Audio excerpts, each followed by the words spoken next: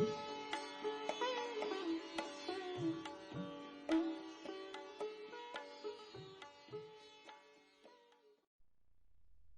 सद्गुरुदेव नमः। श्री रामचंद्राय नमः।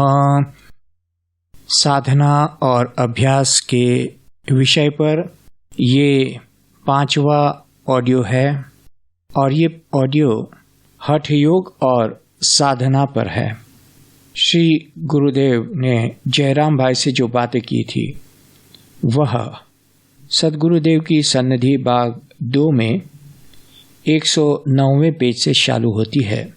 श्री कुमुदिनी बेन पंजवाणी ने जो नोट किया था वह मैं पढ़ रहा हूं, तो सुनिए। जयराम भाई उन दिनों में चौपाटी पर सुमन हाउस में रहते थे। बहुत दिनों की अभिलाषा को व्यक्त करते हुए श्री गुरुदेव को सुमन हाउस पधारने की प्रार्थना की। श्री गुरुदेव ने मंजूर रखी और सुमन हाउस पधारे। सबको अत्यंत प्रसन्नता हो रही। आसन पूजन नैवेद्य इत्यादि में संलग्न हो रहे थे। तब गुरुदेव ने कहा, बस बस यह सब तो हो ही चुका है और मैं तो आ ही गया हूं। अब इसकी कोई आवश्यकता नहीं। अब सब तो शांति से बैठो तो अपन बात करें। बीबी बहन, पहले तो तुम ही यहां बैठ जाओ तो सब शांति हो जाएगी। सुनो, मैं शांति से बैठने वाला हूं और रोटी पाकर जाने वाला हूं। देखो, आपके दोनों के पत्र मिल गए थे। महत् कार्य करने में धैर्य तो चाहिए ही।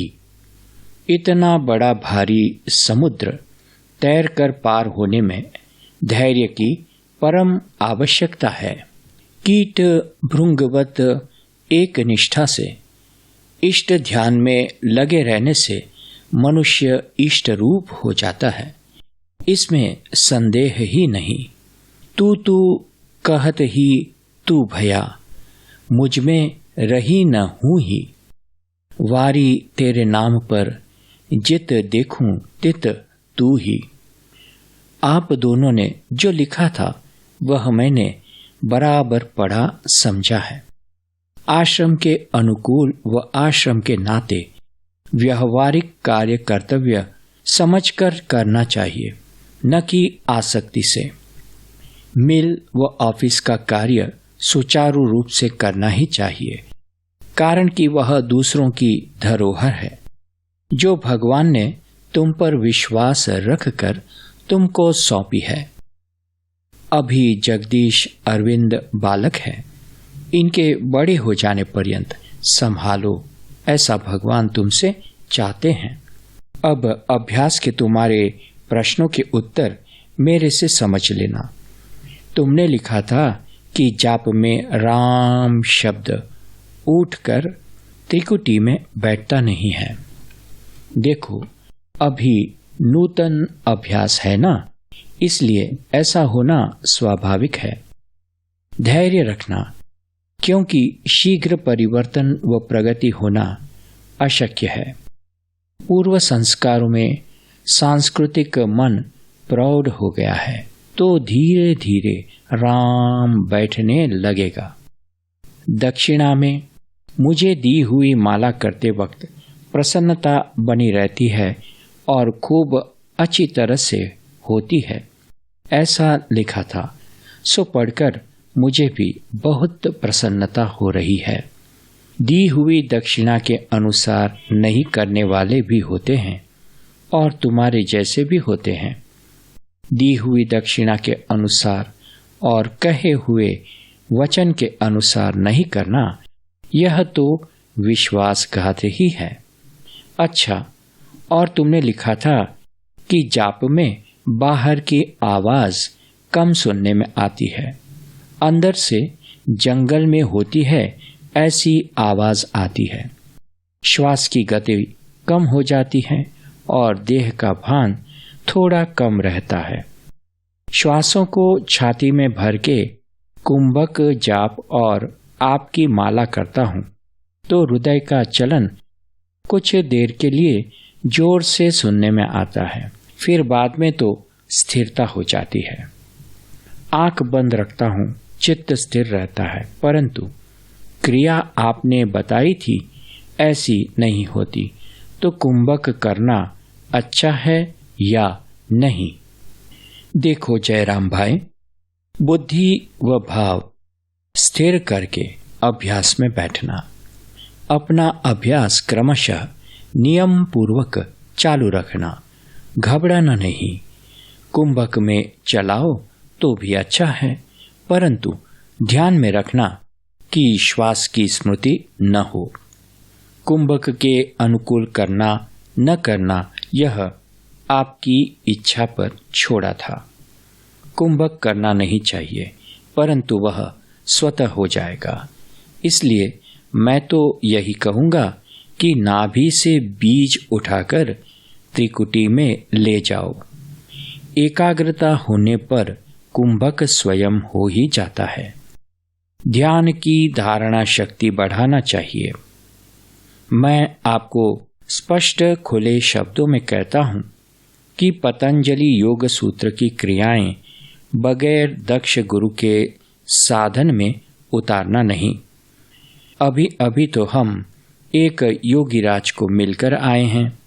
तुमको सावधान करना था, इसलिए तुम्हारे साथ वहां जाने का निश्चय रखा था। हठ योग की क्रियाओं के पक्ष में मेरी सम्मति नहीं के समान है। एकाग्रता पुष्ट होती है तब ध्यान की धारणा शक्ति बढ़ती है, और धारणा जमती है तब कुंभक अपने आप हो ही जाता है। फिर जब कुंभक की स्थिरता बढ़ती है, या यो कहो कि धारणा पुष्ट होती है, तब अपान का उत्थान अपने आप हो जाता है। कोई क्रिया करनी नहीं पड़ती। इसलिए अभ्यास करते समय खूब सावधानी रखना कि मेरुदंड बराबर सीधा तना हुआ रहे। मैं मानता हूं कि जो कार्य धैर्यपूर्वक किया जाता है वह पुष्ट होता है और दृढ़ हो जाता है। धैर्य होवे तभी समय का ख्याल नहीं रहता, तभी कार्य दृढ़ पुष्ट होता है। मंत्रा अनुष्ठान से कुंडलिनी का उत्थान अवश्य होता है। प्रारंभ में अनेक प्रकार का महान नाद सुनने में आता है। अभ्यास होने पर क्रमशः सूक्ष्मतर शब्द सुनने में आता है। नाद अनुसंधान के अभ्यास में जो नाद सूक्ष्म होवे उसी का चिंतन व अनुसंधान किया जाता है। उत्तरोत्तर सूक्ष्मतम नाद को सुना जाता है। अनुसंधान से मन उसी में स्थिर होता है और होता होता नाद रूप हो जाता है। तब संकल्प विकल्प छूट जाते हैं, वासना कामना उठती नहीं। इस प्रकार मन का लय होता है। देह के मध्य में अनेक प्रकार के शब्दनाद सुनाई देते हैं, परंतु जयराम भाई, आपको यह करने का नहीं है। आप तो दिया हुआ साधन केवल करना, नाद का नाद लगाना नहीं, वरना बड़ी आफत खड़ी कर दोगे। देखो, सभी साधन चित्त की स्थिरता के हेतु है। हठ के सारे अंगों के अभ्यास का फल केवल राजयोग ही है।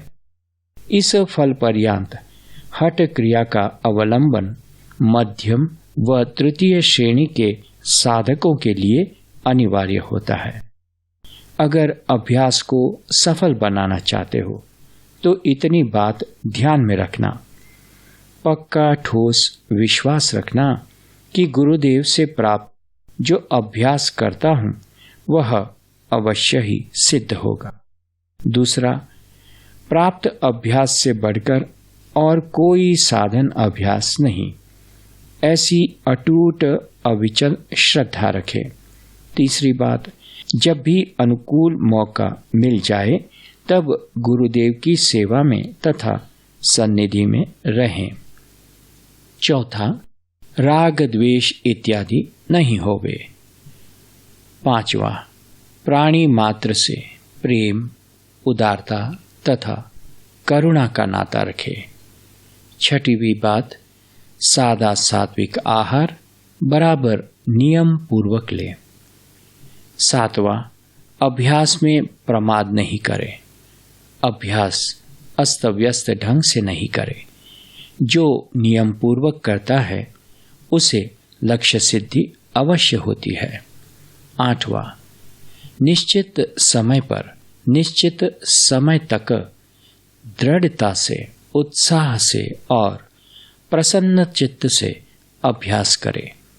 मकरी उतर तार पुनिग्रह, चढ़त जोड़ी कै तार, जाको जासो मन लाग्यो, पहुँचे लगे नवार।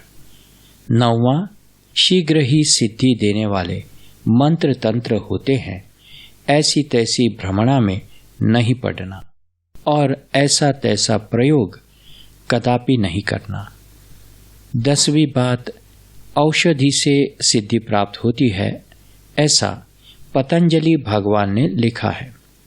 वह बिल्कुल सही है, परंतु आपको इस मार्ग पर चलना नहीं है, यह याद रखना। जिस मार्ग जाना ही नहीं है उस मार्ग का पूछना ही क्यों। जड़ी बूटियों के या कायाकल्प के प्रयोग कदापि नहीं करना। अपने तो सीधा सरल मार्ग से ही पार हो जाना है। इन टेढ़े मेढ़े मार्गों की कोई आवश्यकता नहीं है। अगर होती तो मैं अवश्य वही बता देता। 11वीं बात, सद्गुरु का आदेश हो उसी साधन का अभ्यास करना। बिना गुरु की आज्ञा के अभ्यास में कम ज्यादा या कुछ भी फेरफार नहीं करना। मैंने ऐसे कई साधु महात्मा देखे हैं जिन्होंने जड़ी बूटी, रसायन व दवाइयों के चक्कर में पड़कर अपना साधक जीवन खत्म कर दिया है। कायाकल्प और सुवर्ण बनाने का चक्कर अत्यंत जटिल है। विरक्तों की विरक्ति इनमें खो जाती है। 12वीं बात, लक्ष्य का अनुसंधान सदैव बना रहे, इसकी जागृति रखना। निद्रा 6 से 7 घंटे की बराबर लेना और निद्रा में भी अनुसंधान बना रहे, ऐसा अभ्यास डालना। अनायास जो भोजन आदि घर में या बाहर में व्यवहार अवशात प्राप्त होवे, उसको प्रसन्नतापूर्वक लेना। अलबत्त त्याज्य व अभक्ष्य भोजन ग्रहण नहीं करना, परंतु आश्रम धर्म के अनुकूल व्यवहार जिम्मेदारी होती ही है। इसलिए ऐसे नियम व्रत आदि नहीं रखना चाहिए जो दूसरों के लिए तकलीफ खड़ी कर देवे। रहन सहन ऐसा रखना जिससे किसी को भी क्लेश न होवे, असुविधा न होवे और मन क्षुब्ध न होवे। अच्छा, सिद्धि के 5 निमित्त के बारे में समझना है ना। श्री पतंजलि भगवान ने लिखा है, जन्मौषधि मंत्र तपः समाधिजाः सिद्धयः। जन्म, औषधि, मंत्र, तप और समाधि, ये 5 निमित्त से सिद्धि प्राप्त होती है। पक्षियों को जन्म से प्रकृति दत्त सिद्धि प्राप्त होती है कि आकाश में गमन कर पाते हैं। इस तरह पूर्व जन्मों के पुण्यों को लेकर या पूर्व जन्मकृत अभ्यास को लेकर क्वचित विरले जीवात्मा को वर्तमान जन्म में जन्म से ही विशेष क्षमता व योग्यता प्राप्त रहती है। इसको जन्मजात सिद्धि कही है। इसमें जन्म निमित्त मात्र है जो पूर्व जन्मों का पुण्य व अभ्यास को प्रकाशित कर देता है। औषधियों के कई रसायन प्रयोग है जो कायाकल्प का परिणाम प्राप्त करा देते हैं। औषधियों में यह भी प्रभाव है जैसे कि तमाकू, भांग, अफीम इत्यादि के परिणाम से चित्त में तमोगुण जन्य जड़ता की बेहोशी रहती है। पारा आदि के कुछ रसायन प्रयोग ऐसे भी हैं जो सात्विक भाव को उदय करता है और सात्विक परिणाम देता है।